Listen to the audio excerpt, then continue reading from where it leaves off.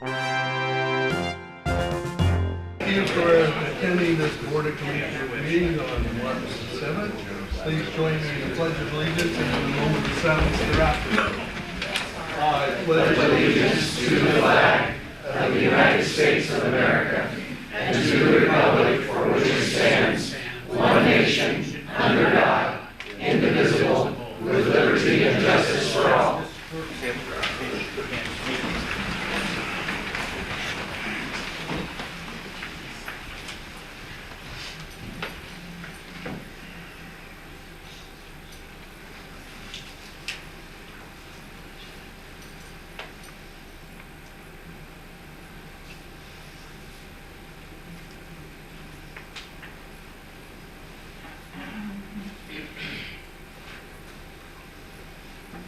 Okay, thank you.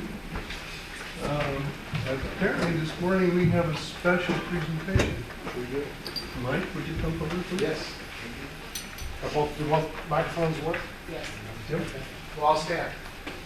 Good morning, Mike Krim, Community Corrections Director. I wanted to thank the Board of Commissioners for allowing me to appear before you and recognize several members of my team.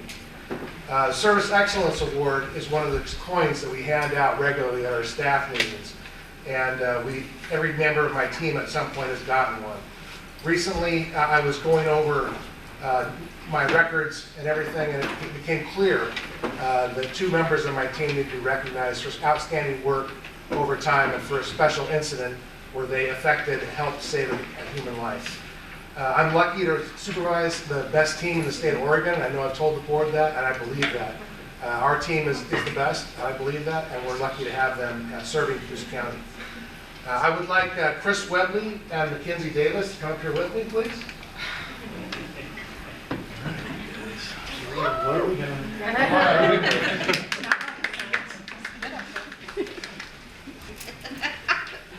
Thank you. Chris had court this morning. We're lucky to have him. We're lucky that he made it. Thanks, guys. P.O. Webley and P.O. Davis, two members of my team. They're also members of the Coos County Emergency Response Team. They've responded to many instances with our law enforcement partners and have dealt with threats of violence and threats of weapons and things of that nature. They both have effective communication skills like all my team, but an incident recently was brought to my attention from my law enforcement partners and from my team. On the 11th of January, P.O. Webley and Davis were contacted by the team regarding an incident of a person making threats and with a firearm. It was a very dangerous situation, and both responded and dealt with it. Both communicated with the family. They developed a rapport with the family. This individual had been on supervision before, but was not currently. Over a long period of negotiations, both dealing with the situation with the family and with the individual, where the outcome was very in question of what was going to happen. P.O. Webley engaged with the individual. The individual would not deal with anybody except for the members of my team because he knew them. We worked with the individual, and over time it was successfully resolved with the individual eventually giving up his firearm and surrendering and being placed into custody by P.O. Webley and our law enforcement partners. This is an example of the teamwork we have in Coos County and an example of two members of my team and the outstanding work that they do. We're very fortunate to have these two serving Coos County, and I want to recognize P.O. Webley and P.O. Davis today for their outstanding work, and especially for that incident where they have saved a human life by assisting our law enforcement partners. So please join me in recognizing them. We have an award for you guys.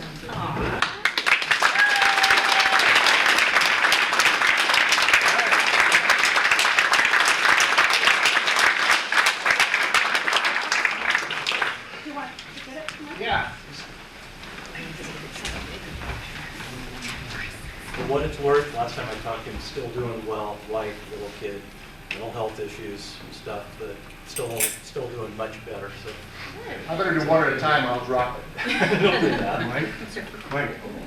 Can you go around that way sometime? We need picture. Yeah. Let's get Mackenzie. Turn around. Turn around to us. And regularly. Turn around.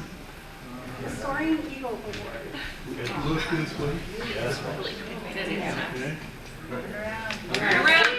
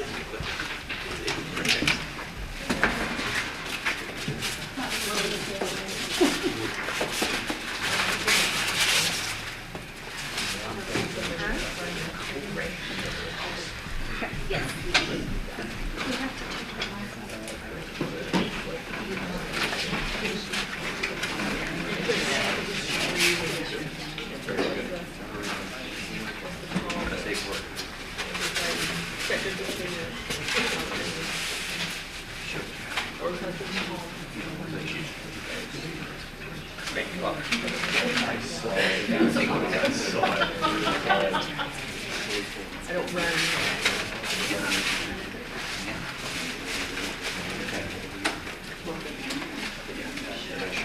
Yeah?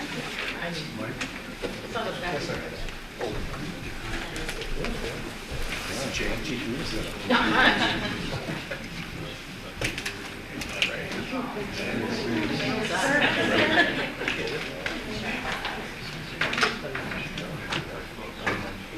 So just to reiterate, just an example of the teamwork we have in Coos County working together, and it's important that my members, we always have members on the response team, and Chris and Mackenzie volunteered for that. They do a fantastic job. And this is just the ongoing work that not only them, but this team at Coos County Community Corrections does, working together with our law enforcement partners in the community to help keep the community safe.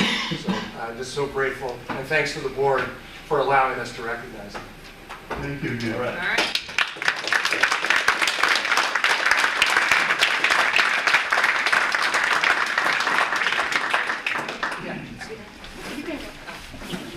All righty. 2B, request approval of MOU with North End City Housing Authority, Health and Wellness. David's here. David. Hi, David. You threatened to bring this to us. I did. And Mike Rowley's out sick from subbing a little bit. Well, today. Sorry for that, but they're good to see you. Thank you.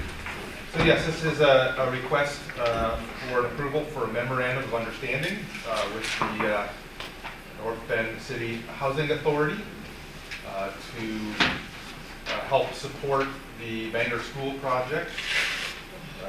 We would be committing up to $2.5 million out of our housing funds that we receive for this purpose to help support that operations, which in turn would provide us 20 units of housing for some of the folks that we serve to have access to that housing. It is not 100% guaranteed that this project will occur. The funding cycle that starts, they're going to submit their application at the end of March. And then they will hear then if they are eligible for the rest of the funds related to that project. Okay. Want to get a motion? I move to approve and sign the MOU with North Bend City Housing Authority. And I second that motion. And we had this before us, Yeah, preliminary discussion. that's correct, yes. Any discussion from the audience? No? Anybody? Oh, well, I'd like to point out that none of these funds are from local property tax dollars, which fund so much of the county's operations. The source is what we commonly refer to as Obamacare, I believe. It's I think this funding comes from, I think, a lot of federal funds, ARPA, some of the things that have been some state funds primarily. Thank you. Any last call for any comments from anybody? Okay, all in favor? Aye. And I should have announced before we started that our first town hall will be in Lakeside at the Lake Shore Lodge at 6 p.m. on the 16th, which is a Thursday. So first town hall, Lakeside, Lake Shore Lodge on the 16th at 6 p.m. Are there cookies? Say what? Are there going to be cookies? If you bring them, If I bring them? All right. I know you're good. If you get early, if you come early, it's the kind of the meeting room that faces the lake. You Okay. can walk through the whole dining room. You can Right. in the back there. And if you go early, you can get something to eat there. They'll be ready for us. Can you turn your mic So up a it's- little bit? What time? This thing doesn't pick me up very much. No. The 16th Lakeshore Lodge at 6 p.m. First town hall. Thank you. And we'll just sit around and ask whatever you want. Well, I don't care.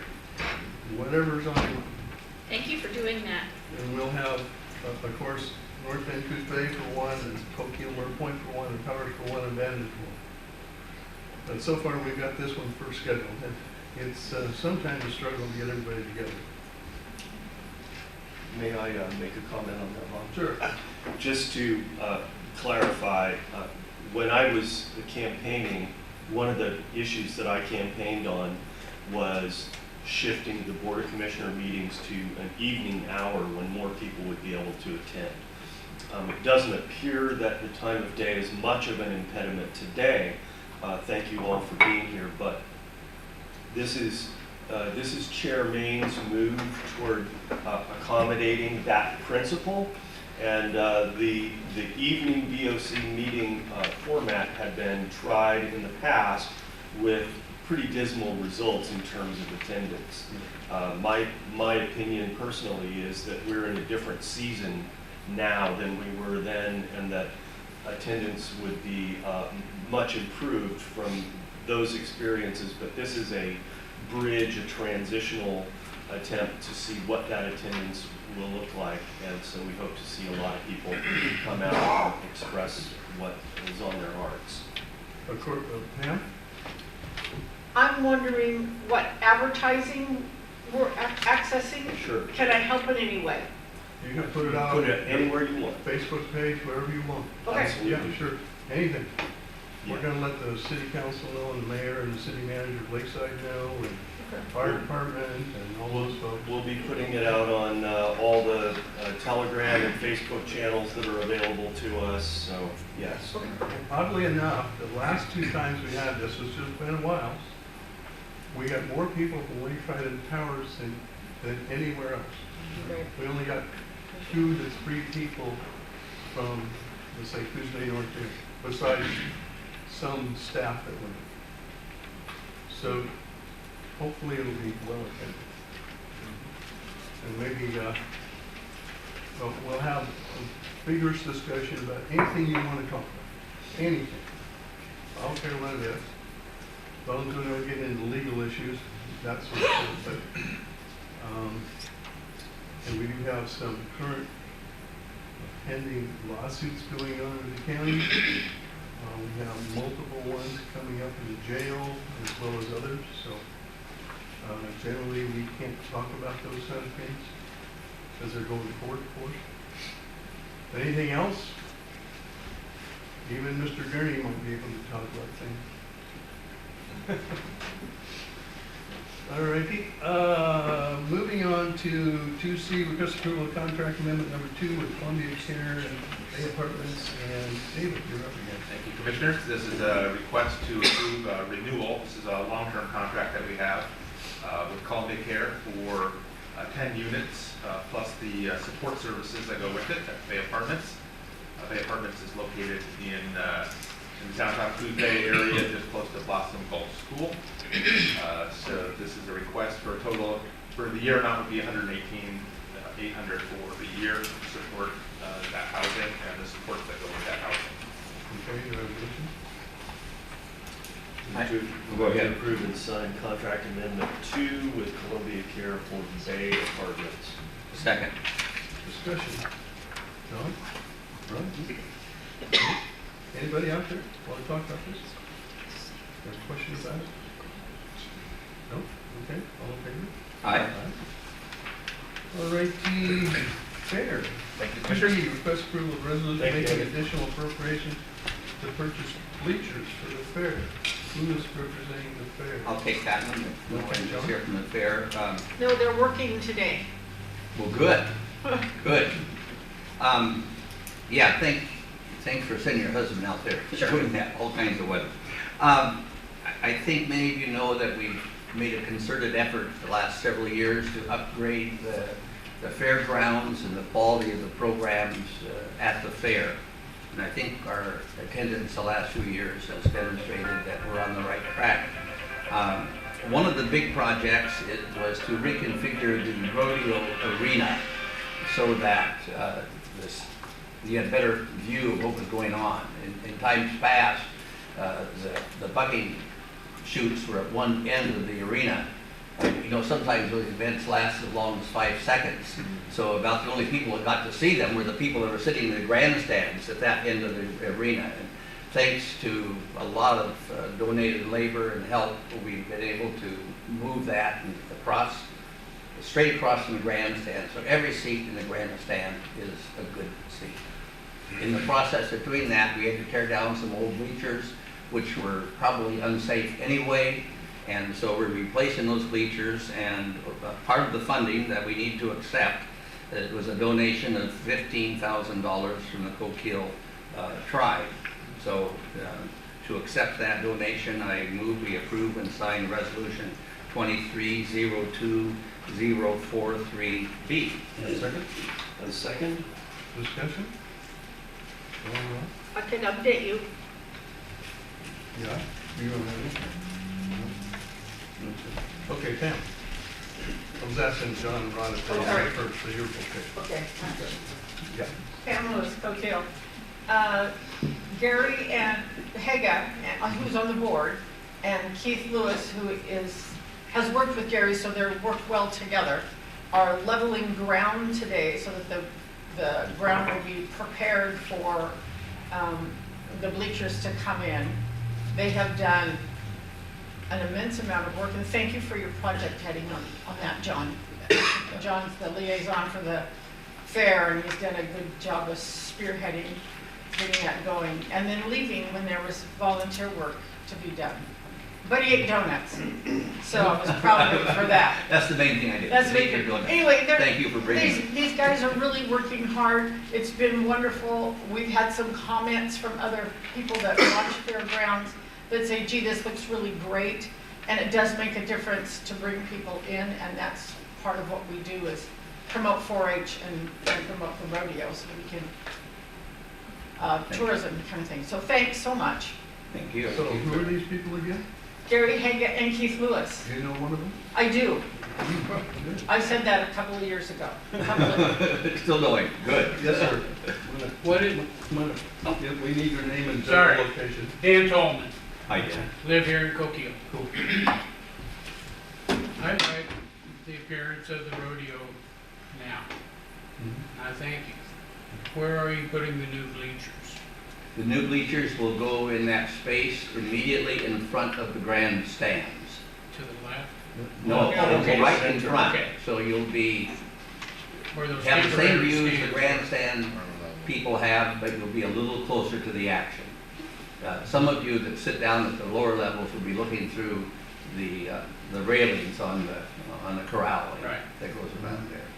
So thank you for that. I'll pass that on to the fair board. All right. They're the ones that are really doing this, and Gary and Keith are the ones that are spearheading this particular project. And it's a huge transformation that they've made.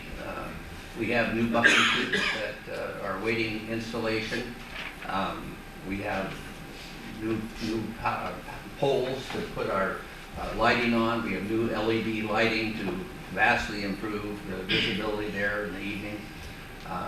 Just a lot of work being done, and that's just the rodeo arena.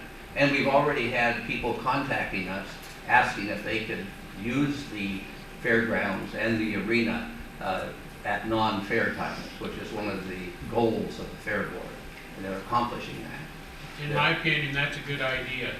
Yeah. You know, we've got it. Why can't we use it? And also, we've raised 3 sons, and they've had 4-H projects. And our oldest son and granddaughters are very active in the fair and rodeo.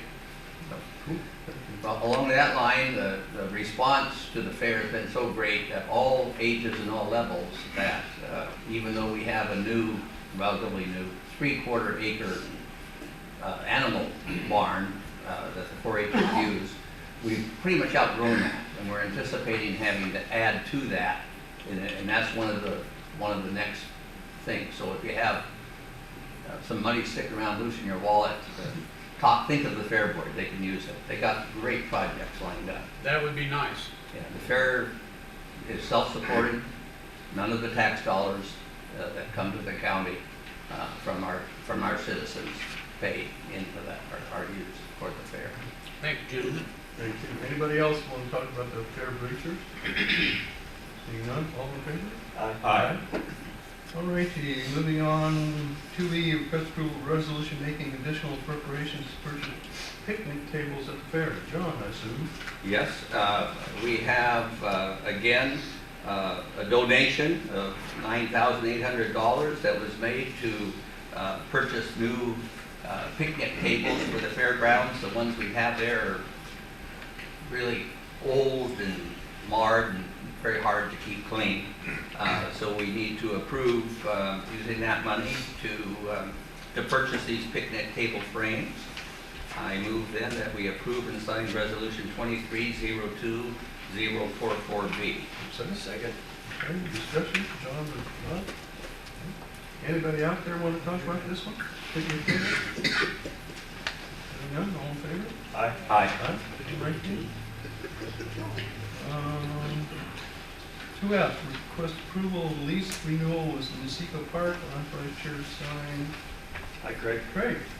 Hi, Frank Storm, Coos County Parks. Good morning, everyone. Morning. A month ago, we brought this to the board about renewing our lease with Weyerhaeuser for the Nasica campground. And so I'm back this month to see if you guys have researched and talked about it and see if you're willing to sign the new lease for Nasica. Okay. I move to sign the new 2-year lease agreement for Nasico Park. I second that. Okay, so for everybody that may not know, where is Nasico? Nasica is on the east fork of the Millicoma River, on your way up to Gold and Silver Falls, the state park up there. It's about 4 miles this side of Gold and Silver Falls. And you go to Allegheny first and then you Yeah. go on. Yeah, you go across the bridge, you go up to Allegheny, and then take the left where the road forks and go up towards Gold and Silver Falls, then the east fork of the Millicoma. Yeah, I don't know about now, but it used to be a great place for steelhead fishing. It is a wonderful place for steelhead fishing. It's one of the few places that isn't privately owned along the river where people can gain access to fish there. And the host has done a lot of work. I even had a comment from Mike Gray, the Fish and Wildlife biologist, how well the bank is cleared off so people can have access to the river. And he's even hung putting garbage bags on the trees so they could take their fishing line or whatever stuff and they can put it, it's above the high water mark, of course, you know, and he was really receptive and thought that was a great idea for them to have somewhere to put their fishing line, you know, or whatever, you know, so that they're not just leaving it on the bank. So it is one of the good spots. Plus, we have our day use area right next to it too, you know, that right there. Do you happen to know how much the lease amount is? Because it says NA on the back. Yeah, there's no money involved. Yeah, no monetary value. Yeah. Yeah, we just maintain the garbage and maintain the pond. Yes. And Dan up there does a great job of keeping that place looking good. Yes, he is for a volunteer, you know, I mean, he does all that on his own. He doesn't have to do that to be the host there, but he wants to do it because he likes to do it and he likes the park and likes to make it look nice. Now, I don't believe there's public water, right? No. There's Santa cans. There's 2 vault toilets there, yeah. We do have non-potable water to the host and electricity there. But other than that, it's dry camping, you know. Okay. So if you go, take your own water or drinks or whatever. Yep, generator, water, yeah, if you want power. All righty. Anybody else in the audience want to comment on this one? I don't see anybody. All in favor? Aye. Thank you, Craig. Thank you, Craig. 2G, request approval of job descriptions for survey tech 1, tech 2, and survey field foreman, Mike Dado, county surveyor, which Bernard's going to present it. is, Be here in case you have any questions. you are Sit there and look pretty. welcome because we almost never see you. You're out in the field most of the time. What? You're out in the field mostly. I thought that's So why you this is our hired me. county surveyor, doing everybody away. Okay, go ahead. Good morning, Caroline Morgan, HR Department. So I have been conducting an audit this year to make sure all our job descriptions for all current and open positions are up to date. And to that end, I noticed that the survey tech 1 and 2 position needed some updating. And so I worked with the survey department to update both of those 2 job descriptions. And then to that end, we have also created a new position called survey field foreman, and put that under the same pay grade as the forest field foreman position. So request board approval of all 3 job descriptions. Motion? I move we approve job descriptions for Survey Tech 1, Survey Tech 2, and Survey Field Foreman position. Second. So can you highlight some of the major changes? Yes, one of the job descriptions was actually in a very old format, so what I'm going to do is make sure all job descriptions are in the same format. And then there's certain language that we want to make sure is consistent in all job descriptions that addresses certain requirements that we ask for. We look at skill set, we look at experience required for the positions to make sure that they line up with pay equity. And then we look at working conditions, make sure those are all consistent. And what we really want to do is really just make sure that our job descriptions are consistent, especially for pay equity purposes. And that they currently reflect all the duties that these individuals who are in these positions perform. Because sometimes job duties change over a course of time. So for people who don't know, can you kind of do the 90,000 foot level on this pay equity law that we have to abide by now? Well, so pay equity has actually been around for a long time, but our feet were really put to the fire about 4 years ago, where now we have to make sure that we have a defensible claim in case we ever receive any kind of a lawsuit requiring that positions of comparable character within the county, not within the county government positions, not outside of the county, are paid commensurate with each other. So, as an example, a position X in the courthouse, which is in the general fund, supported by tax dollars and whatever else we can find, like timber sales, has to be compared directly to a similar position, let's say, in the county Health and Wellness Department, supported by state and federal funds, which they seem to have lots of funds. But those 2 positions, if they're similar, have to be paid similar, even though they're paid out of different funds from different funding sources. Lots of funding. Did Yes. I kind of hit the highlight? Yes, very, very good, Bob. It does keep the HR office very busy. Yeah, very good. Okay, anybody want to comment about this? So the HR business or office, however, now won't be busy about the business of replacing Jared and Kyle, right? They're solid still. Well, Jared's gone, so we have a new member.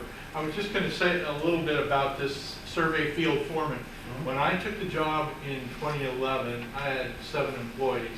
Now I have 3. So there wasn't a need for the field foreman. Carlos basically stayed in the office. Bill Hales did all of his calculations and ran the crews.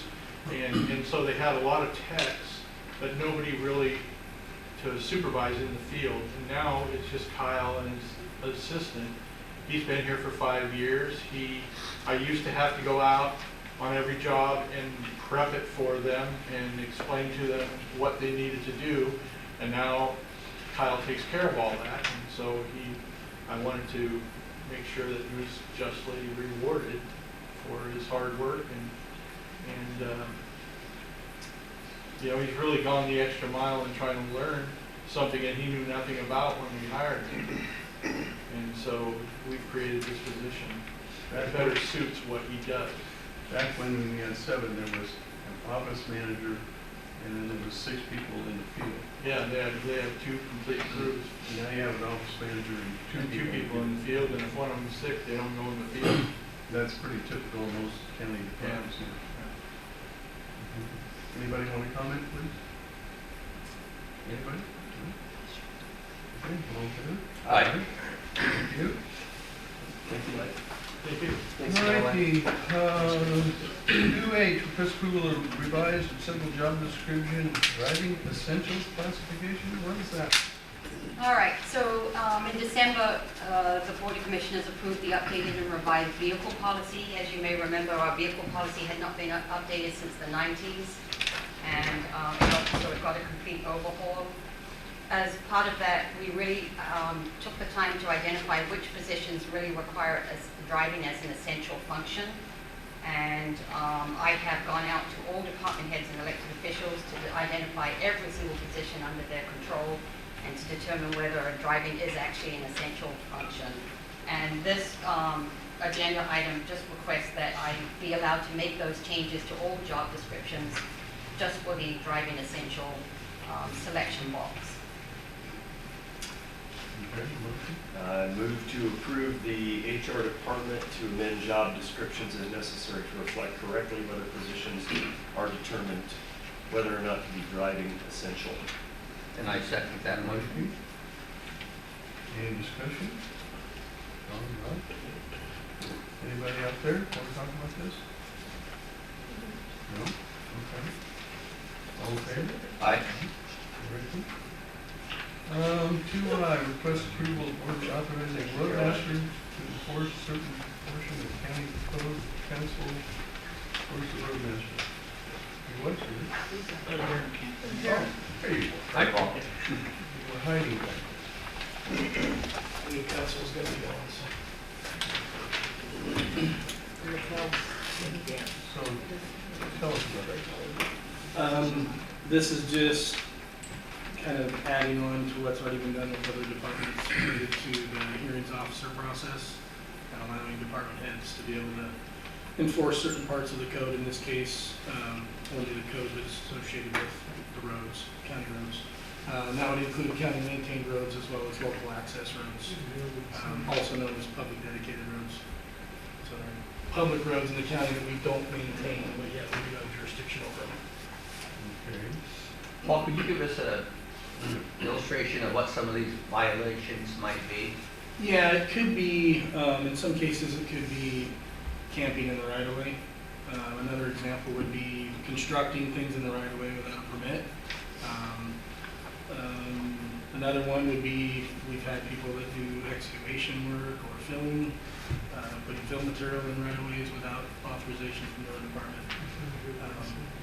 And in some cases, you know, well, in every case, we try to get a hold of people and have a verbal conversation first. But in some cases, we have no way to contact them. So we'll send out letters. And this gives us another tool in the toolbox to ensure compliance. Right now, at least at the road department directly, we don't have a lot. So this will allow us a better tool to ensure that people will comply with the code related to roads. So I've had a couple of contacts with folks, somewhat animated in that they put in a new fence. But of course, in these two cases, they didn't go out and get a survey as to where the property lines were. And so when the county roadmaster or somebody from the county road department went out, and eventually the county surveyor went out. There's been a bit of controversy about that, especially you received a phone call from a rancher who said, what blank are you doing? And I said, well, okay, when you go move your fence or reconstruct your fence, make sure it's on the property line. And well, what about all the area between ownership line and the county roadway, if it's clear full of blackberries and all that? And they said, well, the county road department's supposed to keep that under control, of which I got some more interesting comments. So there is just putting that out there for folks, especially if they watch the public access TV, is that before you go rebuild your fence or construct a fence along the county roadway, make sure where your property corners are and your property lines. Yeah, the county for a long, long time has I guess in a way, turned a blind eye to fencing along roadways. And it's put us in a position now where we're really hamstrung a lot of the time with being able to do the work we need to do. Just as an example, we run some calculations, and it takes 4 to 5 times as long to brush cut the side of a road when there's fencing in the way. And that's a cost to everybody. You got the fencing wrapped up in the mower. Yeah, and then of course, that's not accounting for that. So then it's not uncommon to have a brush cutter head catch a fence or a post, and if it catches wire and wraps it up in the cutter head, there's times where it's 3, 4, 6 hours to actually get it cut out of the head to get back to work. So there's a pretty high cost with having those types of things in our right of ways. So we haven't been allowing any new fencing in the right of ways. We're not allowing reconstructing fencing in the right of ways. I have been working with landowners, on a case-by-case basis as they come up. If they want, we have had Mike's crew, the surveyor crew, go out and identify the edge of the right of way if there's a question. In most cases, what we do is typically just look at the plat map. Right of way says it's X feet wide. We just tell them you can either measure from the center line of the roadway, half of that distance, so it's a 50-foot right of way, to 25 feet from the center line, and to find your edge, build it there. Or if they want to be super specific, we're fine with having the surveyor go out and identify the exact line. Either way. Well, I've found out that sometimes though, the county roadways are always not in the center line. Well, if there's never been a survey done of the actual road, then the road is where it is. So the right of way is where the road is physically built. Okay. So I mean, that's just a lot. I mean, county council was here to clarify why that is, but that's my understanding of the law and ordinance. It's where it was built. So yeah, you'll see places where our roads don't necessarily follow exactly where the right of way is even mapped. But unless there was an actual survey done when it was constructed, then it is what it is. And then I would encourage any people listening or citizens that are here to look at our road department webpage. We've kind of put a statement on there about kind of the change in the guard when I took over in October or August, and some of the changes we're trying to make. And since you're talking about it, if you guys don't mind, so I'll here for a couple minutes. In that, you'll find that we're going to change a number of things. We've already made some changes at the road department, but one of them is enforcing our right of ways better and not allowing people to put these things in there that make it harder for us to get the work done and cost more money and time. Another one is just how we do our basic maintenance. We're kind of shifting back towards basic road maintenance, and by that I mean tree falling, tree removal in right of ways. We've got thousands and thousands of trees out there that are either leaners or hazard trees that need to be removed. We are almost done with a major tree removal project on Daniels Creek Road. It was our #1 overtime emergency call-out road for trees down. So we're doing that. We're going to be doing more ditch cleaning, more culvert cleaning, small culvert replacements to improve drainage on our roads, because drainage is our #1 problem in this county when it comes to our roads. So yeah, I'd encourage people to look at our road department webpage for that information, as well as we do plan on starting a Facebook page sometime in the near future. We do not plan on allowing comments on that Facebook page, but it'll be for information purposes only, just to share, what we're up to and what we're working on, and what projects might be coming up in certain areas. Okay. You need a motion? I move we approve and sign order number 2302016L. Second? Second. Okay, discussion for anybody? Anybody? Yes, Rob? I was reading through this. Oh, Rob from Bandit there, Bobby. I was reading through this, and there were several articles in the code that it covered. You just passed a new law where you are authorizing certain people, such as the forest manager, to kick people off of land for 2 years. Does this cover that, what you're authorizing right now? This is different. This is different? Yes. Then I have no more questions. I'd just like to second what Paul said about the importance of this work. It's #1, safety. The line of sight is important. If the road's overgrown with brush, you can go into an unsafe condition. #2, efficiency. Yes, we don't get to all of the roads. We don't brush them as often as we'd like. The biggest part of the reason for that is that it takes so long to brush them when you're fighting fences. Third, the condition of the road. And I think this is probably the most important of the three. If you don't have good drainage, good ditches, and good culverts, your roads aren't going to hold up. If the roads are covered with brush, you're not going to be able to clean your ditches, keep the culverts clean. And if you have fences, you can't do the brushing. So this is a really important, getting right back to the basics of maintaining our roads. And I know there's going to be some pushback to it. At some point in time, I think we're going to have to set a date certain when the fences do have to be moved out of the roadways. I already heard instances where Paul said, you know, you're building a new fence, you got to move it over. Good, I'll just repair the old fence. We can't live with that. This has got to get done by some date. Yes, ma'am. And then the guy in the back, you're next. Navigate the furniture.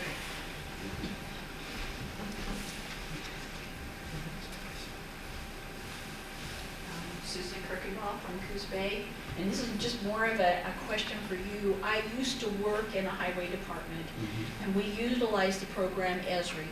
And in the Esri program, I was able to make the maps that went onto our website so that people could actually almost interact. I know at the county level they did interact with that website, with that map to where they could click on their property, their plat map, and it could show the documents, or at least partial of the documents, that could assist property owners or those that were interested in why something was occurring. And they could see the document that gave the county or the highway district the legal right to that.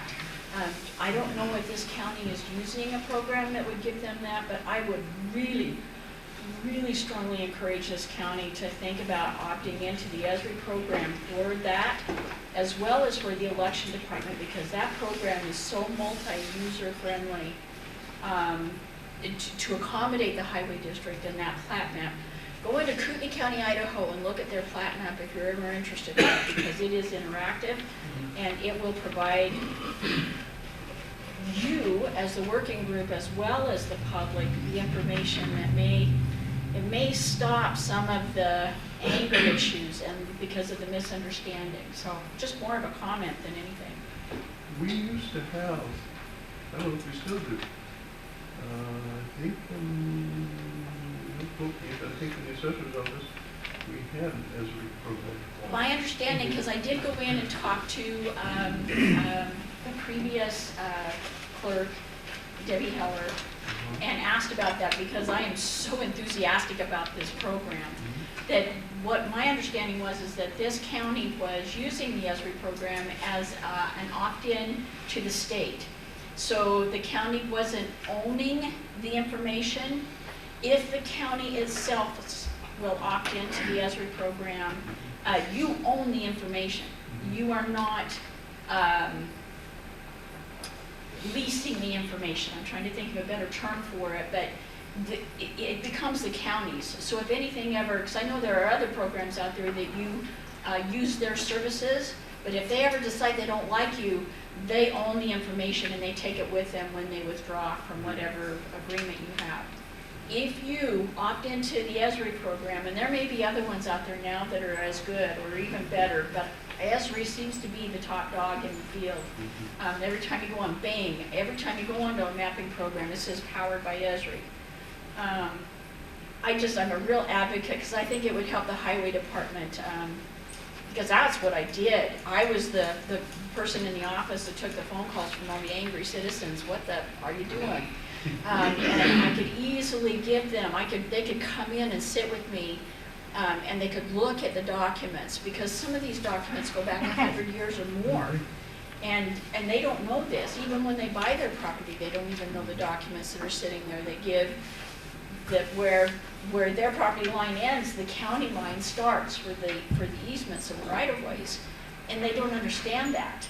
They think that it goes out to the pavement. I don't know how many times I heard that as their wait a minute, that's mine, I've been mowing it or I've been planting it or whatever.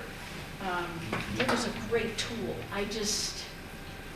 My heart goes out to you guys because I sat at the office and I went out and rode with them in the trucks and It's a great job. I envy you. I'd go back if I wanted to be in there. So it was just a comment, but I would really, I know that it's a cost, and it would have to be something that, you know, utilized in the next budget, but if this county owned it, they could use it for all sorts of things. The assessors, the road crew, everybody. So, Thank you. just a thought. Morning. Morning. Tom Brown, Red Dyke Road.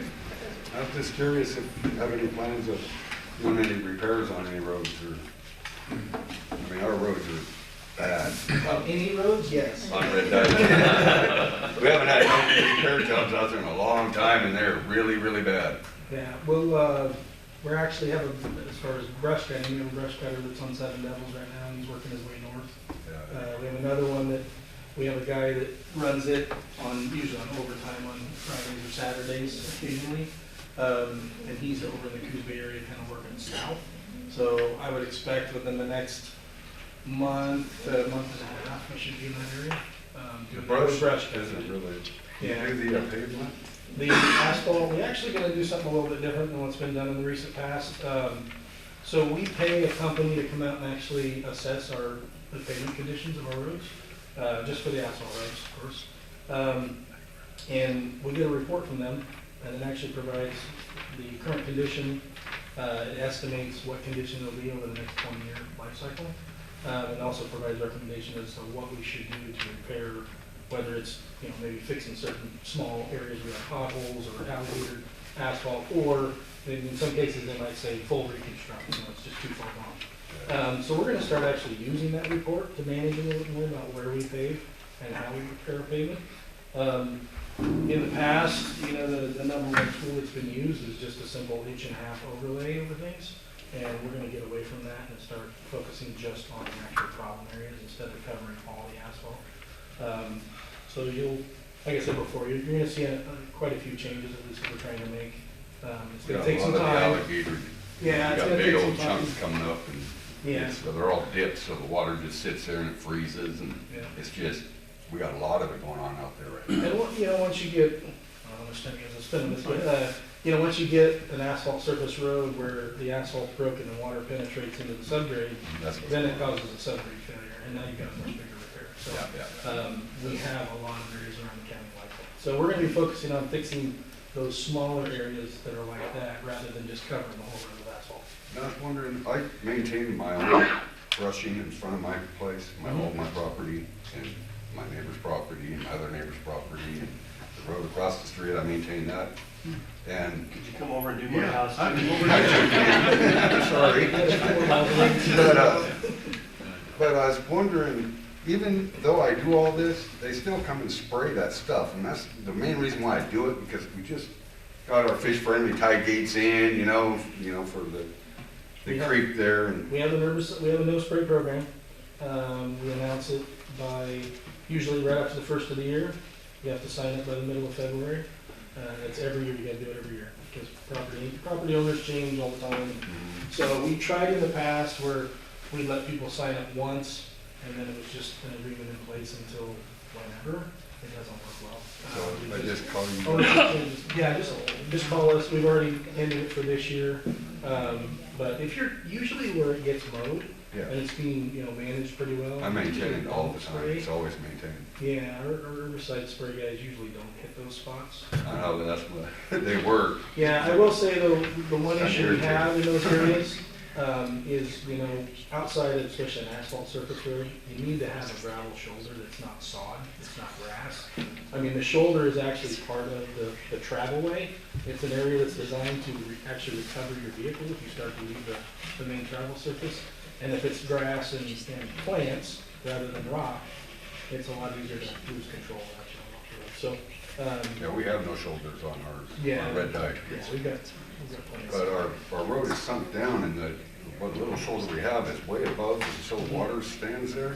Is there? Can I go and take my tractor and shave that off? After I'm done here, I'd be glad to get your contact info and come meet with you and look at it. I have a question germane to this conversation, Paul, and that is if Tom's missed his mid-February cutoff date for the signing up for the no spray, what would happen if he just took those no spray signs that we see different people use. I put those out there when the spray crew is out there, even though he's not on the list, but they see the signs. What would their response be in that situation? The only signs that our spray crew recognizes are our signs. So if people put up a homemade sign, we're not gonna recognize it, because that's part of our spray program. It's part of actually county code is to get signs from us, and we give them out every year.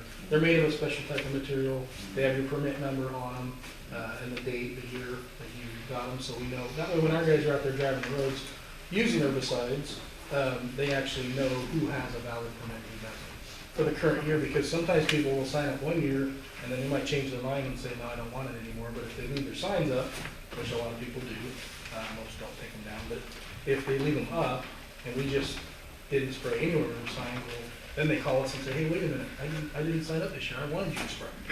So we only use our signs. If somebody's, if you want to put up homemade signs, I would recommend against that. We'd rather you do not. When they're allowed. And that's just so our spray program can be more consistent. And it makes it easier for it. We have a newer employee in that position now. The person that was in there for almost 30 years. She retired. She trained our new guy, so he does know a lot of the places where people have had no spray agreements for a long time. But you know that changes all the time. So he doesn't know our road system as well as she did. So it's really important that people sign up for that program and get the appropriate signage so we can skip the correct places. Thank you. Mr. Thompson, you want to talk? Yes, I do. He has that look about him, doesn't he? I know he was doing kind of this thing. Good morning, Phil Thompson, Coos Bay. I just want to ask the legal question here. Now, Cedar Point Road was vacated, right? Just recently. Correct. Okay, where's it start at? On the other side of Roseburg or off the main highway? Off the mill, on the back side of the mill, or does it start from the highway? Well, it's vacated as you head off of 42 towards the mill, and I'm not exactly how far, but it's as soon as you leave ODOT's right of way. So ODOT's right of way extends down South Cedar Point a little ways. And that was from November 20th. And the landowners beyond that point all have easements through that. Okay, since this was a past county road until you vacated it. Okay, now, if any county work is done on that road, it's gotta come across this board, right, or something, because it's no longer a county road. If Paul goes over and takes a grade, grades that road, brushes it, or does anything to it, dump gravel on it or anything, it's a private road now. We're not doing any of that. Well, this is my point. Now, the other thing is, the road out Seven Devils that goes to the old dump. Can we back up a minute? Yes, sir. Go ahead. The one over by Roseburg Court Press? Yes. I don't quite understand you, because once we vacated it, it's the responsibility of the landowners to maintain the roadway. Yes. Not the county anymore. I understand that. We wouldn't have anything to do with it anymore. I understand that. Okay, That was now, my question. Out on the other property. Well, I'm sorry, I'm may I gonna ask finish a what you clarification? said. I got a clarification also, please, Phil, because you asked the question whether if the road department does any work on that road, you were confirming that it would have to go through us in order for that to happen. And that sort of alludes to the idea that maybe that had happened. It has happened before. Okay, so that's what I really wanted to get to. Yes, that's what I was getting. And to answer, I think this gentleman said he was from the Red Dyke Road, right? Yes. If it's the Red Dyke Road that goes back towards Coos Bay to Bunker Hill area. Yeah. Now, there was a big, That's the gravel side. That's the gravel section. that's why, It's gravel. I'm on the same yeah, side. that's what I'm gonna say, but the county couldn't work on that here not too long ago. That's private. That's Yes, that's what I'm what's talking called about. a local access road. So that is a public right of way to where you get to the end of the street and it just barely makes a turn to go up the hill. Yes. That is a public roadway that's under the jurisdiction of the county, but it's not a county maintained road. And that was my question, because one of the commissioners at the time, when it was the rock company, I can't think of it. Johnson Rock. Johnson Rock, they were going to try to make Johnson Rock fix the road and stuff. They tore it up. One of the county commissioners at that time, excuse me, wanted, well, can't we just do a little bit of work there and stuff? But they didn't get the work. And my problem, that's my problem with, well, I'm making sure that Eisenhart and Messerly, I think, lives on this road from the Cedar Point. Well, they don't live there. Well, they own the property. I just want to make sure that they don't get no freebies where the other people does it. And the other one is the Seven Devils Road that used to go to the old dump off the Seven Devils Road. The county gave that gentleman the right to put an estate type fence and gate across that road. You're allowed to walk there, but I know, and I'm not trying to cause you get trouble. I know it, the county went in and brushed that old county road because the county still owns it, but nobody's allowed to drive down it. When was it brushed?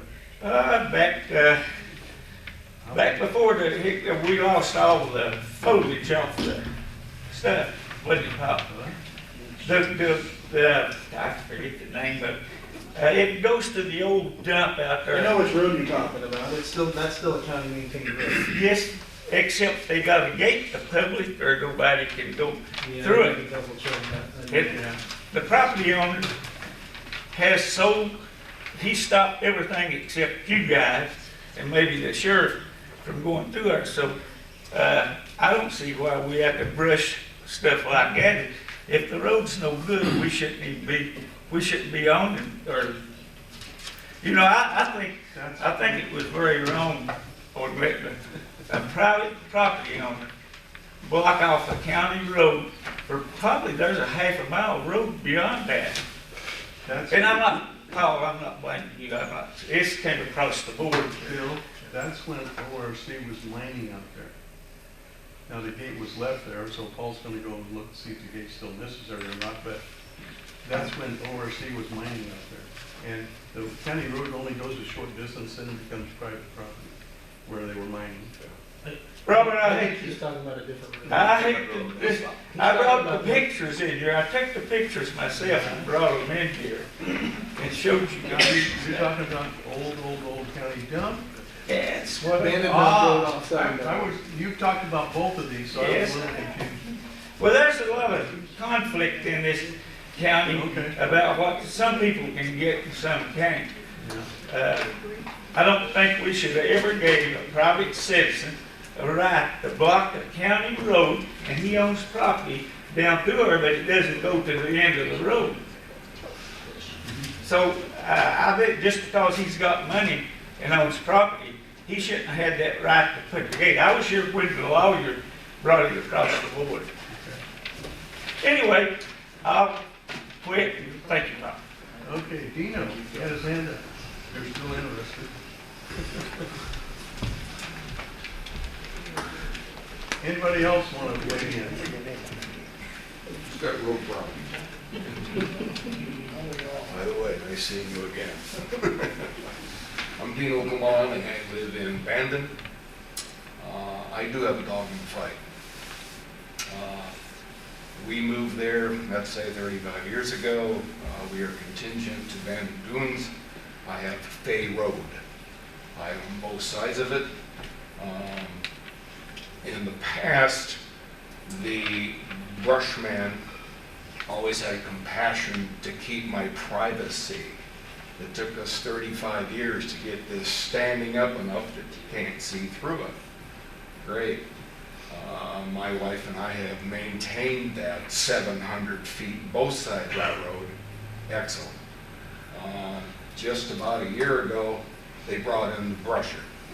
Well, the brusher came in and rather than sod my Doug fir, hemlock, larger branches, they brushed it, and it looks terrible.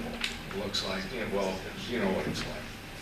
Well, I wasn't too concerned about that, but I met the brusher, I forgot his name, And very, very nice, compassionate man. And I said, you know, I want to maintain my privacy, and everything is on my property.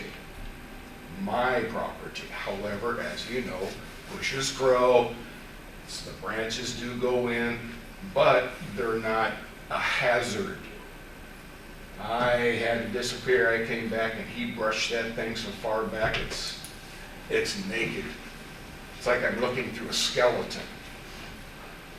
That's one of my problems. The other, living on Fay Road, basically no one needs to be on that road except giving access to people in Luis Estates and the three of us that live on Fay Road. There's no one there. You got 24 residential units. The road has always been somewhat disrepaired. I like it because it keeps the traffic slower. Actually, I was going to put in my own speed bumps. I'm not kidding you. Well, unfortunately, we do get transient people, I'll call them doonies. They drive their newer cars so fast down that road, it is frightening. I have checked with you before. Legally, they can go 55 miles an hour. That's not good. And I did a criminal act. I put up a sign that said 30. It was a county sign, but I can't tell you all that stuff. Can't tell you what you already told us. Well, okay. Come on, where's the officer? You're gonna be the first one to sign under the new. It's like, Haul him off. yeah. Hey, be careful. I know where you live. So, I had run into the Coos Electric. They're taking down quite a few trees for the electric lines. My house is fed underground. I don't have a problem. But they were sawing down lots of trees. Well, I harvested some of that wood that they had dropped, and nice, they cut it up in nice pieces. And I started talking to him, and I said, well, how far are you gonna go? He says, we're just starting, because the county wants to come in and repave that. And I went, no way, don't do that. And then we were gonna turn it into an artillery. What was it, Arterial? Thank you. What's the difference? I live on a dirt road, I think. Better that, but. What is It's a favorite? functional class name. There's different levels of functional class of roads. Arterial being the second busiest on the interstate or freeway. Okay. So all the state highways, a county would be arterials. Got it. There are no county roads that are arterials, and they're not. And again, access is basically just for the residents. It's a very scenic route because all those 125, 30-foot. You live on the east side or west side of 111? Both. No. I live on the west side, Bandon Dunes entrance. I can tell you as of right now, we don't have any plans to do anything. Thank you. Once I haven't reviewed our report from our consultant that did the review on all the pavement condition, I know the conditions out there are poor. Sure. So I'm sure they're recommending that we do something in that report. However, we have a very limited budget for doing paving, so I can't say for sure right now, but it's unlikely that it'll be paved. I've called you for potholes. Those were dangerous. They've been repaired. You've done a great job out there, and it's been a wonderful relationship. I just want to make sure it doesn't get into. What's your address real quick? 57150 Fay. I'll check on the brush code. Thank you. You guys done with me? Well, I think you're No. Anybody else want to? Thank you for I will listening. say that's the longest 3 minutes I ever been. It And was just important because we're not stuff. having public comment during the agenda items, I think, I don't know that we've ever rescinded the 3-minute rule. And I love the information, it's fun to do this, but we can't always do this. It's okay. Okay. Oh, I have to give you a bad I time. want to hear what they Thank have you, to guys. say. Everyone else I'd be more considerate to. But I want to hear what they have to say about these items. That's it. Anybody else want to weigh in on this before we vote? Aye. All in favor? Aye. All righty. Any motion for the consent calendar? Move approval of the consent calendar. Okay, all in favor? Aye. Aye. We have no late agenda items. Do we have any late agenda items? Yes, we do. What do we got? I'll make a motion. We have a late agenda item requested by the sheriff's office to approve funding for a True North instrument.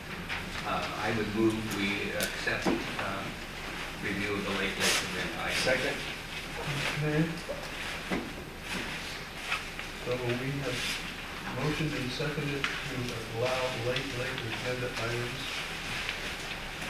And all in favor of allowing late? Aye. Yeah. Okay, now, Sheriff. You have how many? One.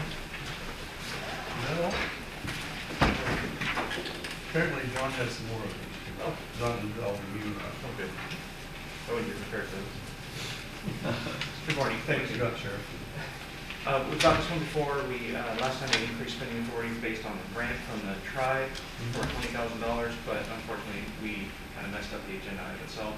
Didn't write it correctly with the total price of the True North, which is $32,220,000 of which is coming from the tribe. So requesting the board to approve purchase the True North instrument, increase spending authority to $32,200, and authorize myself to sign.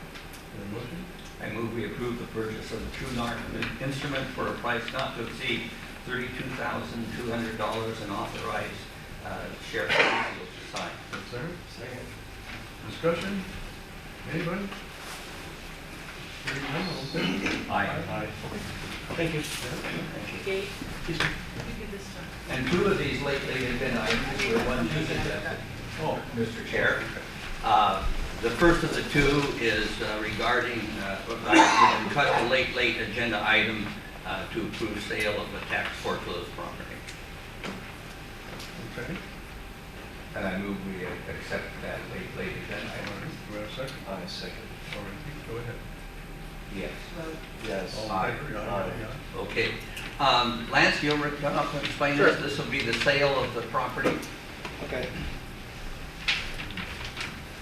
So this is a function of, we discussed a pause on land issues, like land negotiations, buy, sell, lease, etc., in the executive session where the public's unallowed, but we cannot have a vote until it comes out to the public to have an actual vote to do it.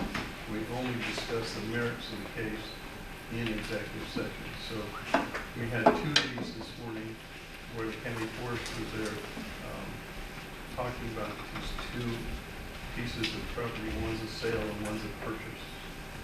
So now he's bringing forth for public to view on these two items. Okay. First one's 160, actually approximately 160 acre parcel we tax foreclosed on in 2019, I believe. Yeah. Louder? Louder. Is it working? Can you hear me now? Yeah, there you go. Yeah, right on.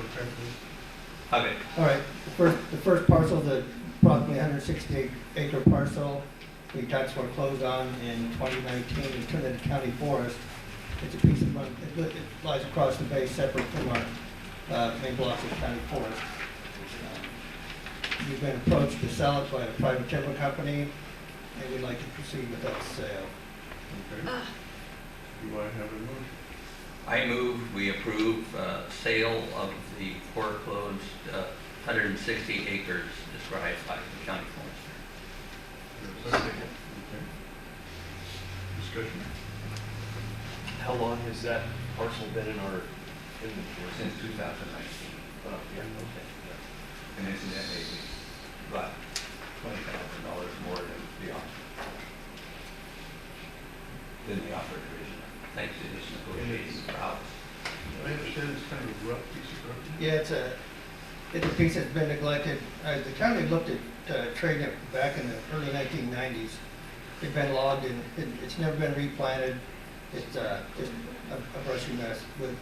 County would never have the money to rehab that property. It cost probably $1 million. they'd still be waiting 40 to 50 years to get your money back. Ricky? Any discussion with the board? Any discussion with the audience? Anybody have any questions about it? Yeah. Pam has this look on her face. Yes. I'm ignorant as to how steep this is, this property. How steep it is? I got. Can people walk on it at all? Pam. Pam Lewis. It's I think it's Tully Hill, Oregon. There you go. It's pretty steep. This is what it looks. This is what it should look like. This is other timber holders. This is the parcel right here. Sure, but we used to have kids go out and plant things. They're like spiders. Why can't we plant it with a kid program? You have to remove all the brush. It's more, very costly. This brush is probably 15 to 50 feet high. We need to make money, not sell it. We have a replacement for it. Okay. Be patient. I. Right. Anybody else want to weigh in on about this? Seeing none, cheers, all in favor? Aye. Okay, what else do we have? Okay, so also, Oh, we have to approve another late. Agenda regarding acquisition of forest. Gotta get here early. I move that we consider the late. Second. Okay. Aye. Aye. All right, go ahead. okay, second piece is a 480-acre parcel out in Beaver Hill. It lays adjacent to our, or next to our property. We've been negotiating with the private timber company there, and like to get permission to proceed with that sale. It's also Purchase. called legal, Yep, it's just west of Cleo. Yeah. just a mile or two or so. This I think is, you can see parts of it from Highway 42. I believe If you so, look to the yes. west. And that's, the sale of other property will help pay for this one. It's, if you go in 42 north and you go past the weigh scales, and then you go over the bridge, and if you look to the right or to the west, the parts of that are what we're talking about. It's nice, good ground. And it's well within the marketing area of some of our timber companies. So it's not a long haul, which increases the profit for the county when they did on the timber sale. it's 480 acres. It's contiguous to the biggest part of our county forest. It's high site. It's replanting, it's reforested. It's not harvestable yet. And it's level ground, relatively level for forest land. And within 5 to 10 minutes of one of our mills here in the county. It's a good acquisition. And Lance initiated, and he went out and sought this piece of land and wore it down. So we don't have a motion yet. I move approval of the purchase of this land. Second. And I just wanted to comment that it's, with my admittedly short tenure on the board so far, it's been my observation that Lance is very effective at observing where value is in land and where it's not, and working to reorient the county's land holdings in order to maintain the highest profitability. And that's what I see going here. Appreciate your concern, Pam, about liquidating properties, but clearly, like in this case, we're doing We're gaining by this one. a pretty major upgrade. I mean, it's going to cost us more money, but in the end, my guess is, Lance, you can correct me if I'm wrong, that would be less sunk cost than trying to rehabilitate that other ground that we just sold. Yeah, we won't be waiting 40 years to get our money. So that's Exactly. 15 years old, so put it around. So, thanks for that. Anybody else want to come in? And what also is going on is, you heard my speech about we get about $6 million in property tax revenue within county general fund departments, and the jail costs $7 million. Well, as we add on to these forest acres of our current forest, we eventually down the road, it won't be us, but for future boards, they will have a bit of income to deal with. And even better, once we right the world regarding the O and C lands is the wagon road. And the trust lands and, yeah, all that good deal. Which is still important, by the way. Anyway, anybody else want to comment on this purchase? Hearing none. Aye. Is there any more? Yes, there is. Oh. And I apologize for this. Thank you. So the people in the audience realize we try not to have late agenda items. Thank you, Lance. Thanks. Things like that. Thanks, But Lance. once in a while, things come up that need to be addressed prior to the next Board of Commissioners meeting. So we have this, we try to use it as seldom as possible. Unfortunately, today we have 4 such items. The one, I should say, the last 2 worst ones, we had an offer on that piece across the bay that's pending. And then we have an offer to purchase that's pending. So we wanted to act quickly. so the last one has to do with the homeless issue. The urgency behind it is that we need to make the request that I'll be talking about in a minute, if we wish to by Friday of this week. It has to do with a governor's executive orders, 2 of them, 2302 and 2303, which distributed money to aid with homeless issues to certain counties, mainly those that are very urban. And she excluded the ones that are rural, like ours. There's a way to appeal her decision. The appeal has to be submitted by this Friday. I'm not sure that we can meet the conditions of the appeal, but I think we need to try to do that. The order required that the counties that received the money under this order would have seen an increase of 50% in homeless populations from 2017 to 2022. And that, the basis of that increase was to be from a count, they call it, was it a point-in-time count of homeless populations in your county. During the COVID situation, those counts they require a lot of people. It's a very personal, people go out and talk and visit the homeless areas. So due to COVID, the counts really weren't done as well as they should have been done. Those counts do not show that we have a 50% increase. However, I have had inquiries, encouragement from several of the cities and Coos Housing Authority and ORCA that we nonetheless try to convince the governor to not exclude counties other than the ones that she has already appointed for this. There may be an alternate way of getting the account. I'm waiting for that information.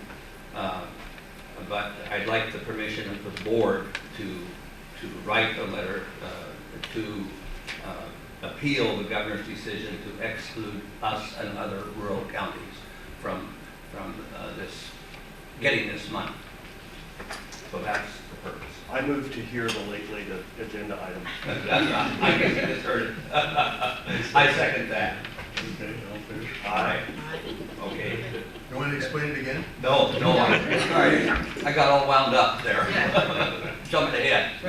So, with your approval, with your permission, I would pursue this. We need to find first a basis to substantiate that we had this major increase.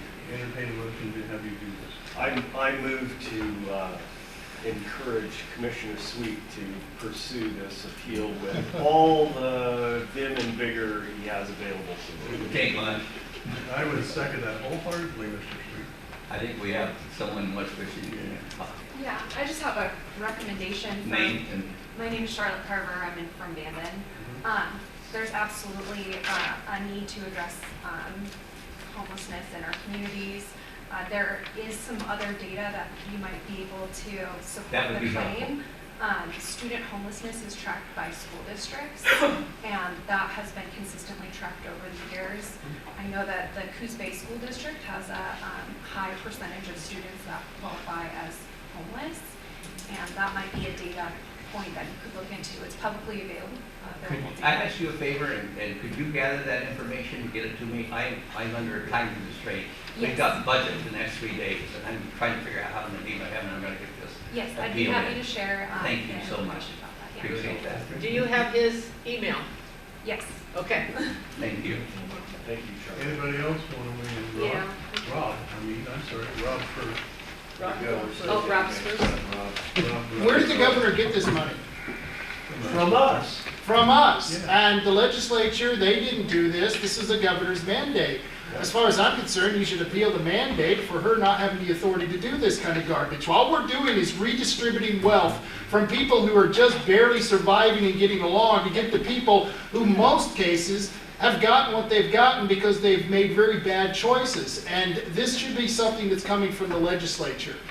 This is a homeless industrial complex. They're creating the problem, they direct our reaction, and then they come up with a solution. And every single time we keep dumping more and more money in it. You can look at California, there's already been studies on that. The states that have keep dumping more and more money on this, the problem gets worse. The states that have not dumped more money on it and who've actually tried to, imply different types of things, such as, first off, enforcing the law. I mean, you got homeless people around here with shopping carts with dogs in it. How much is that driving up my food costs? You know what I mean? This, North Bend, they just had a meeting yesterday, and there was absolutely nowhere in that meeting that you could have public comment as well as it should have been directed. It was a meeting where they talked to you, not listened from the audience. And I think this is a very bad idea that we keep getting on the dole and keep taking more and more money from the governor when she shouldn't have the authority to do this in the first place. Thank you. Thank you, Rob. Anybody else want to weigh in? Ma'am, over here, yeah, you were up. I'm stuck. Come on, Bob, can you walk through instead of tearing it out?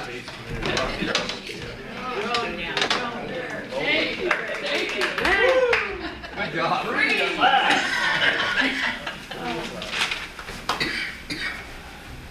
I'm Carol Yardley from North Bend. At the meeting last night, what I did not understand was, or what I thought I heard, was that all of a sudden, from what our wonderful governor thinks, is that we're down on homelessness in our area? Apparently, we at least don't have 50% more. Well, I don't know. It seems like I got the impression it was like we are now down. That's probably according to the point in time count, which is not an accurate data point. So that, yes. Well, that seems ridiculous that was even going to be put out there on the table. How, common sense says everybody's up, not down. Yeah. So that was a little troublesome. So, plus, I don't think there was much accomplished at that last night, from what I heard. And I totally agree with Rob. The fact that we can't have any input doesn't work, So, thank you. Thank you, Carol. Hi, I'm Rayleigh Cousins, Coos County. Rayleigh Cousins, Coos County. And I want to thank you for getting the letter together, Commissioner Sweet. I believe that is the thing to do, and I'm glad that it's being addressed in this fashion. I do appreciate it. Thank you. Let's see, William? Is that Oh, right? what do I need to know? What do you need to know? No, I was asking you, I thought you were finished. Oh, yeah. I was asking William to come on. Oh, I'm sorry. I think that's William, isn't it? Yeah. Oh. Yeah, this is William. I'm from Myrtle Point. Anyway, I wasn't even gonna talk about this subject matter, but since you guys brought it up, I used to do a lot of work at the homeless, so I know a lot about them. I've been homeless enough times, so I know how it works and operates. But like Rob was saying, it is a problem when governments get involved with money trying to fix a situation they've never been able to fix. It's been going on since we've gone in time, homeless and the poor. And I've witnessed that in a town, I won't mention the town, where they wanted to put up some homeless people. And they cost them $17,000 to put up, I think it was approximately 25 people. When they asked me to help them out, I didn't want to get involved because I knew if I got involved with government, they would tell me what I could and could not do. So I didn't want to get involved with them. So they took it over and did that situation, and I could have done the same thing and put them in a motel room with all the fancy stuff instead of on a floor with blankets. And that's what they did. They had to have all the insurance and all the stuff to make sure everything was kosher. 17 grand later for 25 people over a weekend. So that's the problem when governments get involved in doing things that communities and people should do. It's always been a problem when you get the hand in there that's actually taking a lot of it off the top. Most of the money never gets to the people. I witnessed that before. I used to feed people every Sunday, up to 100 people on $90 a month. And how I did it was instead of getting involved in all the programs, I just asked people to come out and help. And then that it changed everything. A lot of people got helped for over 8 years. We were able to get people sleeping bags and all kinds of stuff when it was cold weather. But once governments get involved, once money's given by federal people and things like that, programs from the state, they begin to own it. I also watched food banks that were once free to everybody become consolidated by government money. Well, pretty soon, if you wanted cheap food to give to the poor, you had to go and pay it by the pallet. Because it was distributed, it became valuable. When it used to be just given away, people would come pick it up in stores. So this is what happens when things get organized like this. There's too many hands in the pot. Too many people want a job. I witnessed that many times when I got before the groups and they said, we want to help the poor. And I said, well, why aren't you out in the street with me? Because really, they really wanted was to form a program so they could have careers and jobs. And I've seen that a lot too. There's the problem. It's always about the money instead of the people. And that's what you got coming out of Salem. Right. Diane and then Eldon's after that. Yeah, I went to the meeting, I'm Diane Rich, Coos Bay. I went to the meeting last night in North Bend and I watched them ask us to help them write their program. Milgron got out his paperwork that he had copied from someone else and plagiarized and asked the body to help him write it. First of all, I don't want to write a homeless program. I want our leaders to address the problem of homelessness, not make it a program. They built a gigantic amount of homelessness, they're funding it, and now they want to fund the Army has to have a place to stay. We got to cut the money off. If we don't cut the money off to the homeless, they'll never be, hunger is a great motivator to do something. But if you keep getting all the food and you don't have to do any work, a lot of these people have taken this on as a way of life, a great lifestyle. It doesn't get that cold here. They're given free tents. They're given free hair, shampoo and cleaning items and all those things. 3 meals a day at the Devereaux Center. Where is the motivation to change? If you don't give them motivation to change, that army is going to continue to grow.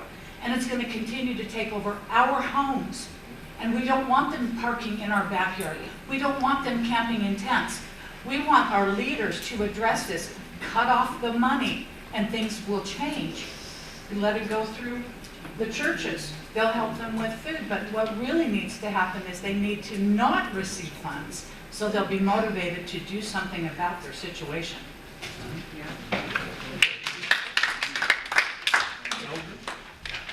Does everybody else want to say? Yes, sir, you're after Eldon.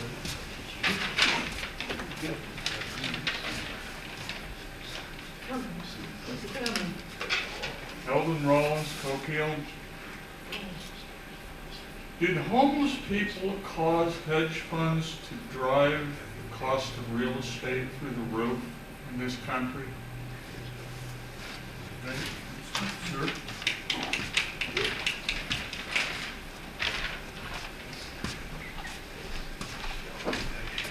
And after this gentleman, Tom, you're up. Elmer Yardley of North Bend. I was at the town hall meeting yesterday. Town hall means you get to speak. Anybody raise their hand? No, nobody out of the crowd. And there was over 450 people there that was concerned about North Bend. I'm surprised the county's not involved here, but I agree with a lot of the people out here.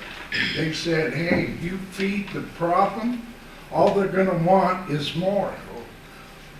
People are losing from here, and I can understand the homeless getting bigger because homeless are actually doing quite well. They don't spend all this time talking about it. Let's just find out what the government's gonna give us. That's a lot of money going down the tubes. But like I said, you feed this problem, it's only gonna get worse.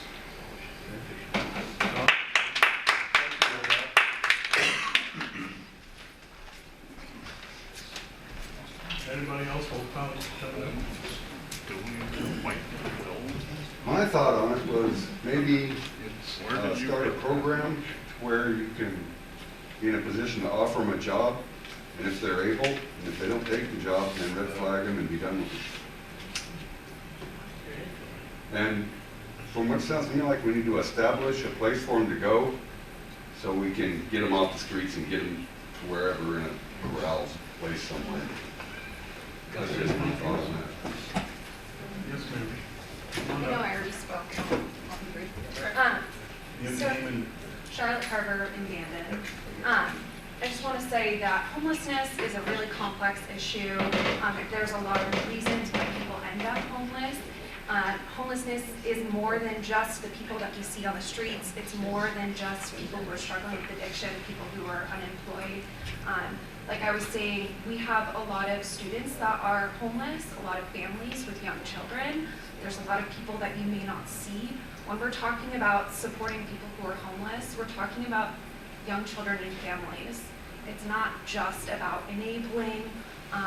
We should be compassionate. I think that it makes the most sense for us to go after funding when it's available.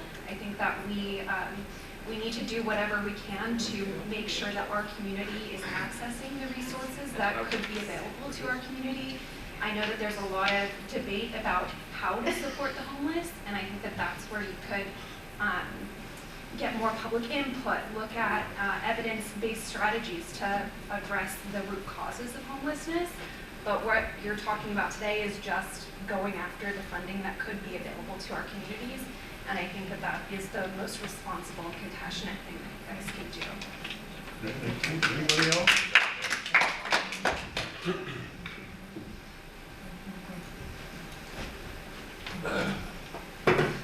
I'm Richard Kuznitsky from North Bend, and this whole discussion was about whether or not John should try and write a letter to protest this thing that the governor is doing without giving us money. And I think that he should, in fact, write that letter, or attempt to get that letter written this week, because whether or not we get the money, it's a problem that exists right now. The solutions for it are deeper than just giving them a tent or giving them a can of beans, okay? I think that the letter should be written, and we should attempt to get some of the funding for our community and the people in our community. That's it. Anybody else? Yes, sir.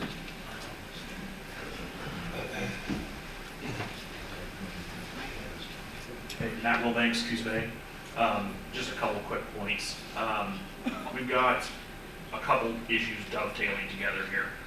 You've got the governor's emergency order that is providing this funding, which, to be honest, you're being bribed with your own money. Right? That dovetails into basically the Ninth Circuit decisions, which is what North Bend's been dealing with, Coos Bay's been dealing with. These cities are trying to get camping ordinances in place, which I'm not opposed to camping ordinances. You should have a camping ordinance. If you don't have one, you can't regulate camping. But the second part of those camping ordinances is a potential to have an official city homeless camp, which this money from the government will go toward.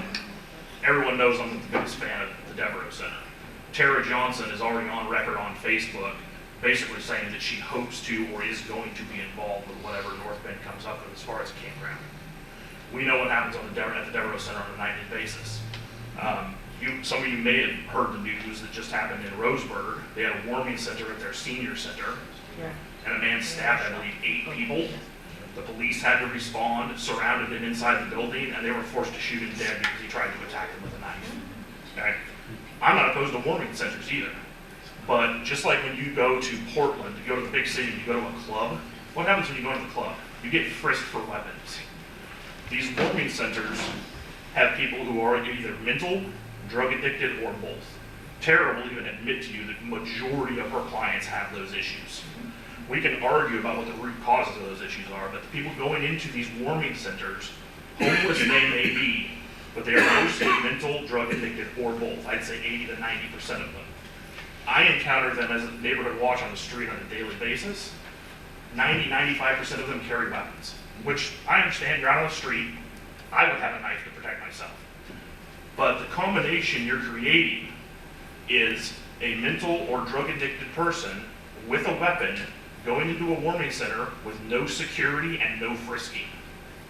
We have a dead person in Roseburg because of that. Then another article in Gold Beach, a lady was illegally camped in a state park in her vehicle. She was arrested and or cited for this because she broke the law. Her vehicle was impounded. Just recently, she was found dead from hypothermia. The news article that was published makes it seem like it's all our fault that she's dead because she didn't have shelter. She didn't have shelter because she broke the law and had her car impounded. And then they're arguing, oh, we need a warming center in Gold Beach. You mean another warming center that has no security is going to get people killed? So, to reiterate, you're being bribed with your own money. I am not opposed to helping the homeless. I'm homeless. I lost my job 3 years ago through no fault of my own, okay? I do not hate homeless people, but you have to address the root cause. Just like Rob and several other people said, this is a homeless industrial complex, and you have to follow the money. Thank you. Anybody else?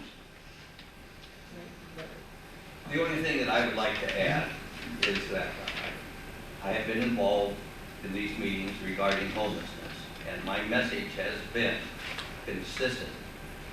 Let's be careful to be sure that we are trying to get to the root causes of these problems. And there are multiple. There's homeless people for various reasons. Let's be equally careful that we're not, in our charity, actually, there's a word, helping them. Enabling. Pardon me? Enabling. Thank you. Yeah, we're not enabling. And it's a complex problem. The solutions are complex and they are variable. And I think there are some things that can be done that are not enabling. Now, I will say, if you have someone who has children and can't afford to feed, I'll err on the side of enabling. Yes. But for people who have made bad choices, people who have illnesses that can't be overcome easily, addictions being an example of that, I think we need to have the facilities and the programs to help them, and it's expensive. It's more than we can do ourselves. So I first admit, it's a fine line. You know, where does enabling or helping and an enabling start. But we need people at the table because this money's coming down to take care of a problem, and we do have a problem. And I don't know that we'll even, I don't know that we'll even be eligible for the money that the governor has already said she's not going to give us. So it's a long shot. So that's my 2 cents. The majority of the homeless issues that we experience here in Coos County, I believe, and I'll gladly accept a correction if there's data to support otherwise, but it seems to me that the majority of this problem does not originate in the confines of Coos County. It originates outside. And there are a couple of different ways that that happens. One of them is homeless people coming here by means of encouragement, facilitation, direct transport, bus tickets, or maybe it's just a natural migration because we have a more temperate climate here. And there certainly is some homelessness that originates here. I know this because I go out and talk to homeless people on the street, and I know that there are homeless people in Coos Bay who have been in Coos Bay all their lives. But I don't think that's the majority. So that having been said, and also recognizing the value of what Rob said about taking the state money, or if it were federal money, I would feel the same way. And that is that those monies always come with strings. They're always intended to exert a greater control on our local governmental structure here and our people, and are to be avoided at every opportunity. However, this is a situation where the governor has authorized this expenditure of funds to go to massive, rich, urban counties to the detriment of rural counties like ours, suffering from this problem that we didn't create, they created it. So by they, I mean the mentality of Salem and Multnomah County. And that it's broader based than that, of course, but this is just sort of an example. But anyway, in this case, or in a case like this, where that money has already been allocated for expenditure, I believe it's appropriate for us to reach out and try to get some of it to help us and place those policies that we need to have. As Matt said, a public camping ordinance is needed. We're required by House Bill 3115 to develop this by July, and this is the main impetus of the meeting that I was in yesterday. I'm supposed to be in right now, but this meeting's gone long, so I'm not there. But we are working on this issue at the county level, and we're bandying some creative ideas to try to address this in a way that retains accountability on the part of the person who's actually receiving the benefit that's rendered by these actions that we're working on.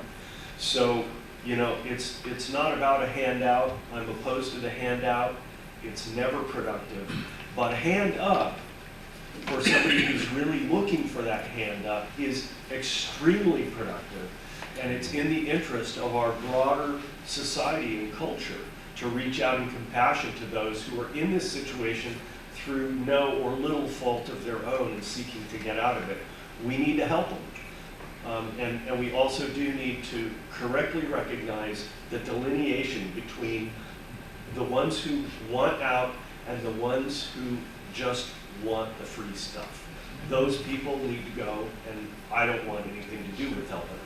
So those are my comments. Well, I guess for me, I lay a lot of this problem at the feet of our legislature. Yep. When you liberalize all of the drug laws, where personal possession of almost anything is no longer arrestable, really, I mean, it's a $100 thing, nobody pays attention to it. what you've done is you've rang the bell to come here from everywhere else, west of the Rockies at least, if not the Midwest, because you can do what you want and you won't get arrested. And so they created, the legislature that passed, especially the 21 legislature, created these issues, which the legislature is controlled mostly by those large urban areas in the state, and we all know where those are. All right, anybody else want to weigh in? William again? Yeah, since Come on, everybody keeps bringing this up. Wait a minute. Wait, oh, come on. Because we can't hear you on the mic. And the reason we ask your name and generally where you live is for tracking on the recording. I appreciate that. My name is William Hayes. I'm from Myrtle Point. Back to the same subject a little bit. You're wondering when we get to the root of the problem. Well, I'll tell you one of the root of the problems is one of the very things that is being set against in this committee here, of this council. And that is that people are empty of hope. They're empty of a place to find it. Let me tell you something. The other day I was in a bar having a cup of coffee. A young man came and sat down by me. And forgive me for a moment. But anyway, he told me how his mom had just passed away. Somehow his dad gave his mom a bunch of pills, and she ended up dying about a month ago. And Dad took his brother to California, and in the meantime, he was stranded with a car. Mom and him are both drug addicts. Mom was a nurse, so apparently he thought it was normal to be a drug addict because Mom was a nurse. So he grew up with drugs all his life. So here he is in a bar, breaking down in front of me because he lost everything, including his car, because he got stopped somewhere along the line and the cops confiscated his car. I don't remember exactly why. But this is the reason why this guy's homeless. But it's mostly because he was misled by a lot of this, what the world has to offer. And then the other day when I was in here, you say that I can't pray in a certain name. Well, that name has made more hope for more people and changed more lives than any name I've ever heard of in the history of the world.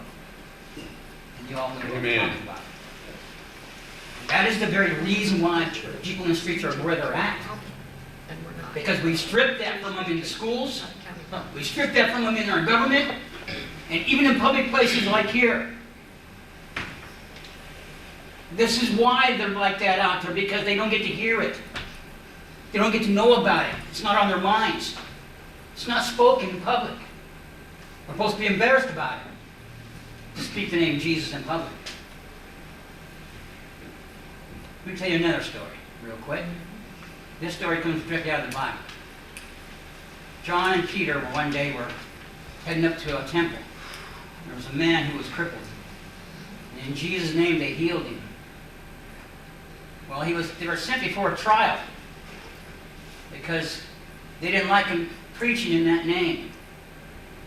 Then they were beaten with rods and told not to ever do it again.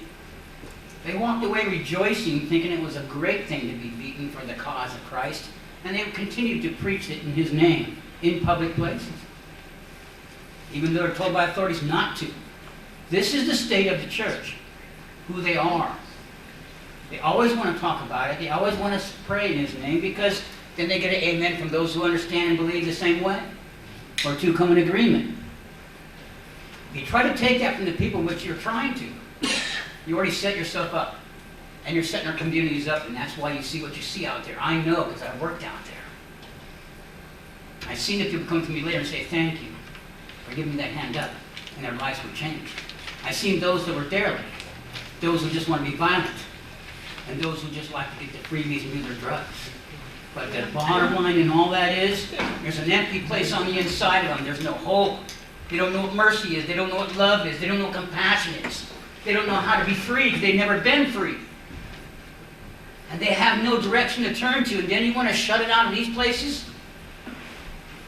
Well, the only reason why I'm talking this way is to let you guys know that that is the main reason why people are in the desperate state in this nation. And why we have so many people in the street on drugs. involved in all kinds of things that are destructive because they don't know of another way. And the church has gotten kind of cowardly in themselves, waiting for the rapture, sitting behind closed doors. Now we want to bring it to the public and you want to stop us. You're kicking against a goad. I'm saying to you right now, that's what Jesus told Paul when he was Saul, and he was persecuting the church. You kick against God, it's going to cause trouble. You should have just left it alone in the first place, and then people could have came in here and would have probably just asked prayer once in a while. But now you're trying to stop it. So I just want to let you know. That is the problem. The problem is, though, that this is not the church. As you all know, that's not the only church in this county. That's not the only church in this United States. We have a mixture of everything in the world to have one, have a position in this room who would be detrimental to other folks who believe differently. And that's why we did that. Now, you want to talk about homeless Yeah, just again? one- I want to make a comment. Please. This subject that is on the table right now for discussion is not prayer. The subject on the table for discussion is whether we're going to approve our seeking an exemption to the governor's decree that certain communities get this funding and we do not. So if someone wants to talk about that, I'm here to stay. If someone's talking about something else, I'm leaving. It's definitely time to leave. But I do want to thank you again for getting the letter. I think that's a good idea, and I think the facts will show that a lot of the homeless are homeward bound. So there's many things that are issues, but please do the letter. Thank you. I think we have explored this thoroughly. Call for the vote. All in favor? Aye. And with that, we have commissioner comments. Any comments about the last couple of weeks? No, I won't go over the last couple of weeks. I'll be very prompt. I've been talking about issues pertaining to the overall state of the county and our finances and one thing and another. I just want to recap what we've gone over in the last couple of weeks. Number one, our county's operating tax levy is the second lowest in the state. Not lowest by a little bit, but almost 2/3 lower than the average county in the state. Our taxes today, those assessed by the county or levied by the county, are 80% of what they were 10 years ago. We've actually reduced the tax burdens for running this county. Now, this does not deal with the schools and the cities and everything else. Our employment today in the county is around 350. There wasn't too many years ago, it was closer to 550.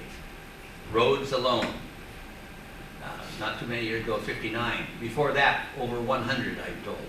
I think we have 28 people, somewhere in that range today. Solid waste, 10 years ago, we had 29 people running the solid waste facility. Today, we have 4. Survey, you heard them today. 7 people a few years back, 3 people today.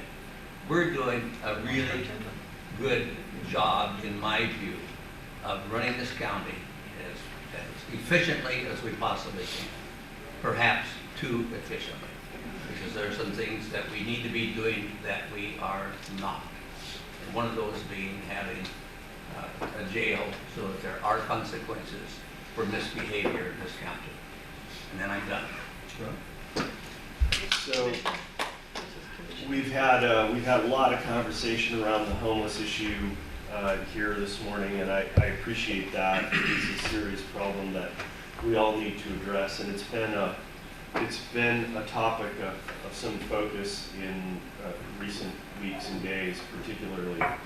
But I wanted to elucidate one aspect of the problem that I haven't heard many other people talk about, and that's this.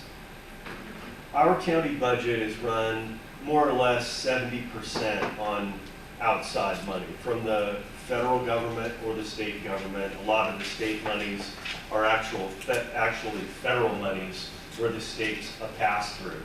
And as we've mentioned earlier today, those funds always come with strings attached that require certain things of us that may or may not be consistent with the values, purposes, and priorities of the people of Coos County.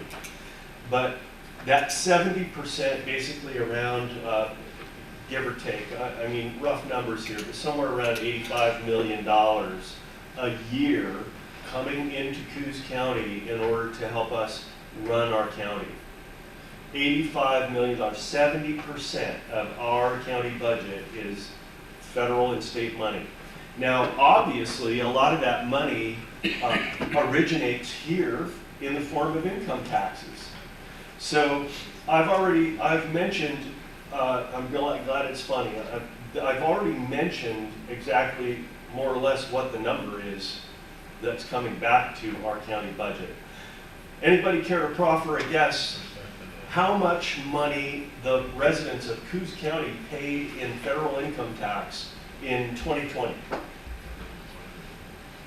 $223 million. Okay, so 223 out, 85 back. Now, if that doesn't get your attention, then I don't know what will, because that is a desperate situation.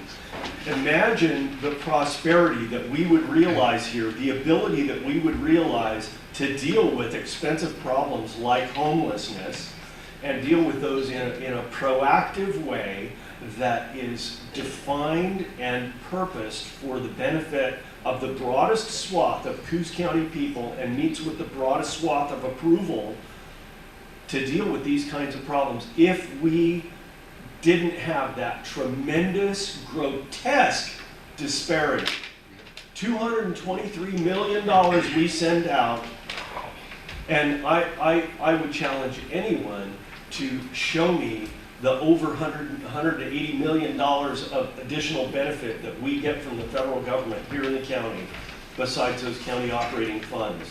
This does not account for entitlements, food stamps, none of that goes into it. This is strictly general fund type funds from the federal government. That's our problem. We are spending in this county 70% of our budget is spent on, stacked on top of over $1 trillion of national debt or deficit spending every single year, and that's stacked on top of over $31 trillion of national debt. And that does not count $250 trillion of unfunded mandates. That's our problem, people. That's our problem. It's bloated, expansive, ever-growing, ever-encroaching, ever-sucking up more of our lifeblood, monstrous government. That's what our problem is. And that's why local control is what we need to reestablish. Yep. So that's my diatribe. Yep. Rob, for clarification, is that property tax? No, those are income taxes. Where's our property tax? Yeah, property tax is paid to the county. And that's about $6 million a year that the county receives in property taxes, which, by the way, I support the concept of property taxes. We should support our local government, and that's the mechanism by which we do it, or one of them. And roughly 10% of your property tax bill is the county portion. Right. Everything else goes all the other cities, airport, 4-H, library, all that kind of stuff. That's right. So with that, tomorrow starting at 9 o'clock till 4 o'clock, right here, we're going to be in budget. Wednesday, Thursday, Friday, until we balance the budget. Awesome. And then we turn it over to the full budget committee, which are the county commissioners plus 3 lay people from the community. And we go through the budget all over again and make cuts and additions and all that kind of stuff. So, see you here tomorrow. See what fun we could have.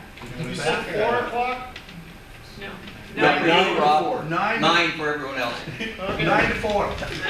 Wednesday, Thursday, Friday, and we're adjourned. Thank you all.